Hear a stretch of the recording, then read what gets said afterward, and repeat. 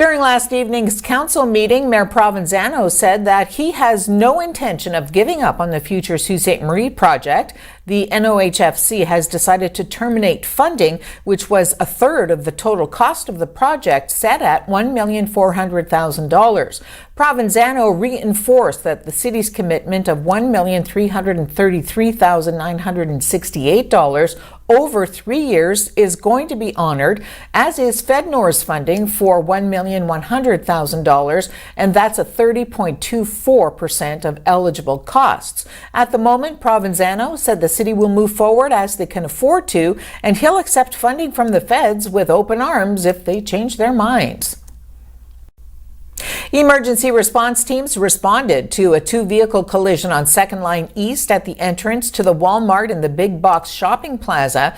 The collision, involving a pickup truck and a mid-sized car, caused traffic backups in the busy area near Great Northern Road. Sioux Fire Services and EMS responded to the collision around 7:40 p.m. last evening. City Police closed 2nd Line between Old Garden River Road and Great Northern Road. It's not certain at this time if there were any injuries. Damage to both vehicles was described as substantial.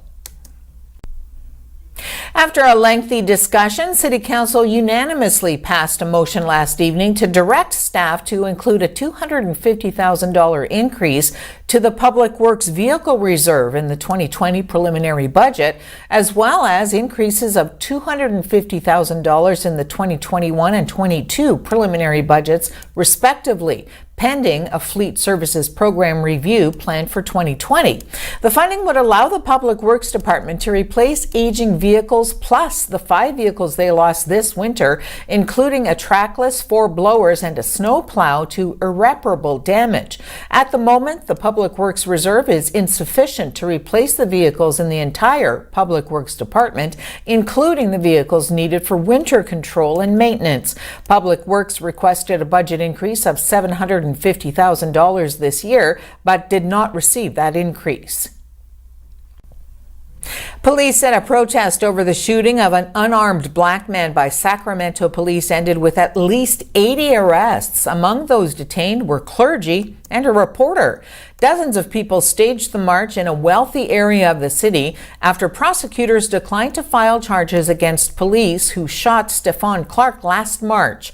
The officers said they thought the 22-year-old Clark had a gun, but he was holding a cell phone. About 2.5 hours into the demonstration, police ordered protesters to disperse.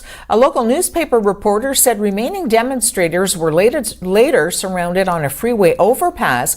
Police handcuffed at least 3 clergy members and a reporter who was covering the demonstration. The reporter's hands were twist-tied, and he was led away as other reporters shouted that he was a member of the media on assignment. He was standing with several protesters when he was detained and was released after he had been held for about an hour.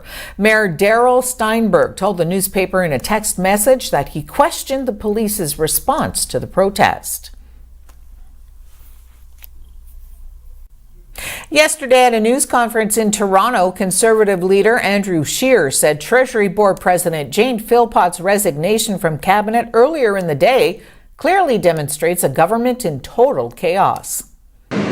Jane Philpott's resignation from cabinet clearly demonstrates a government in total chaos, led by a disgraced Prime Minister, consumed with scandal and focused only on his political survival.